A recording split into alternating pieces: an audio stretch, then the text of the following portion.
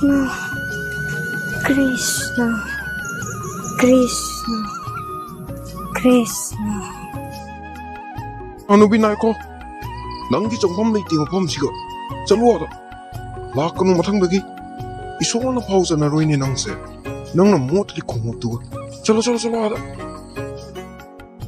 Ibungo si Pai, ay buam ta sanghan da piliyosi. Ay gisi, isor gida makta isagi kut na hektu na Jamun je pujarak pani. Asim tang di ibungo da kachawa paman biyu. Hanubi, yaroi hair sukarino. Mandir si acho wari mayam singini. Hanubi nang na chang na badi, mapam si maang lani. Singok tabo yaroi ni Hanubi. Nang chalauro, akan masijin na raktring ita ko. Ibungo, yam ko'y na matam kalawzaroy. Mandir thong khok tang changjagi. Isol hinihay na purak pa Jamun si tanam lagat tumin na chachaki kay ibungo. Era Hanubi, ipa na haiba wasi ka tadradi saurakani ko. Dugay ay pati haino akan masijin na rapada.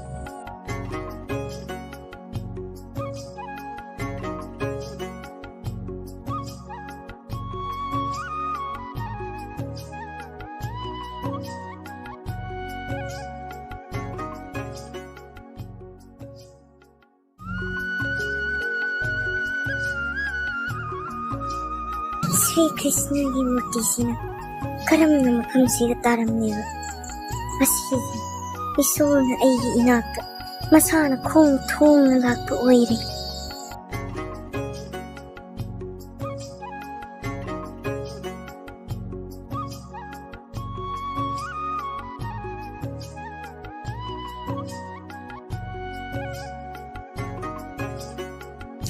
Oisu, aina nanggi thamak purakpa Jamun sidi loina ariambada maangna toktorabra.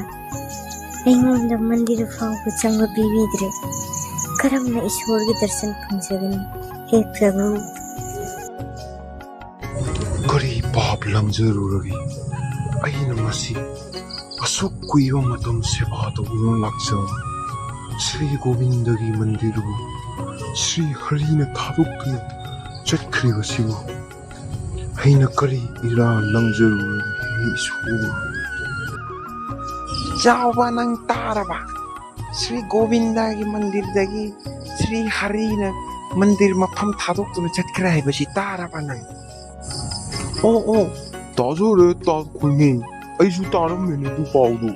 Aisu ngoktan hekto unna leirammi bani du tawda. Krishna, lairiba makhon mayamsi aina nangi bhok katna bagidamukta purakpani. Ai amta lujarukige. Lujaba loiraga aina nangi mafamda makhon singsi loina bhok katkadawbani Krishna.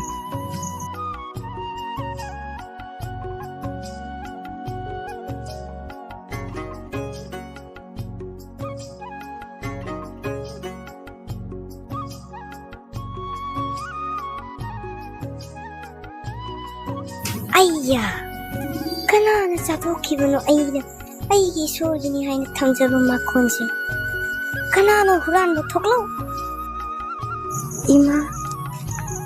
Imana lujabadu ai ngaiba ngamdadana makhon mayamsibu yengduna leiba ngamdabadagi aina makhonse chathoklabani ima aibu ngakphiu ima. Ibungo nangdi kanano kaidagi lakpano nangna ibungogini haina thamma makhonse chathokibasidi karigino. Hojik ai ibungoda kari bhok katkani.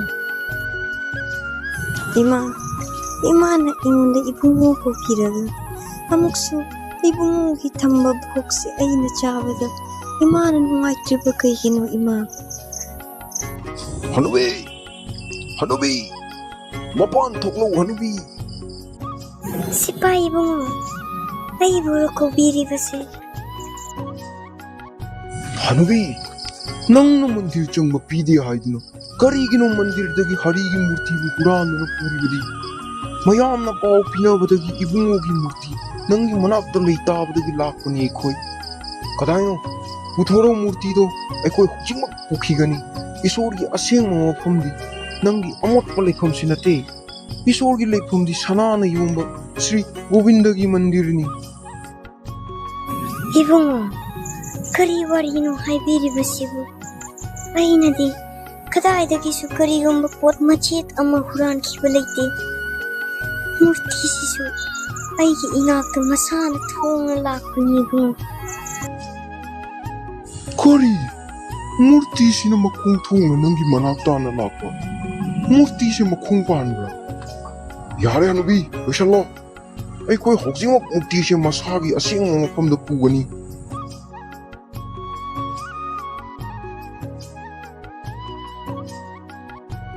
हे ईश्वर करीगिनो ईश्वरना असुक निंगथीबा श्री गोविंद की मंदिर असिबु थादोकलगा चाकनिबी अदुगी अमोटपा संगायदा लेंगदुरिबसे अई खंगी चाकनिबी दुना हुरालगा पुबा नते ईश्वरना खोंग थोंगना चलुबनी हाइबदु अइना करीगुंबा लानखिबा यावरबसु ngaकपिउ ईश्वर मंदिर सितदि थादोकलगा चटकनी ईश्वर की सेवा पुंसी चुप्पा फंगनबिउ हे ईश्वर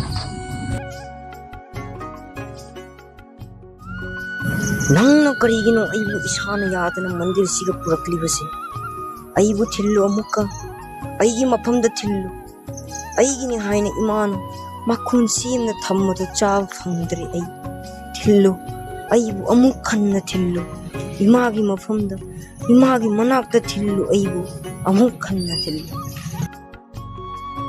करी पाप नंगजरुरगे अइना ngasi Sri Harina Govinda मंदिर बु थादोक्तुना चटलनी हाइरिबसे अइगी ममांगी मपुक सोइदना पाप की प्रासितनी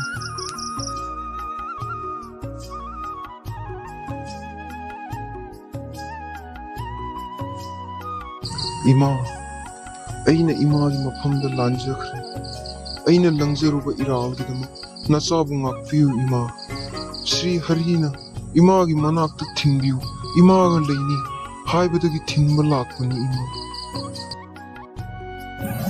अइ खंग अइगी इबुंगोना अइगी मनाक्ता अमुक हलक्कनी हाइना याम वाना ngaijarappani ngasidi nimbadu thongledo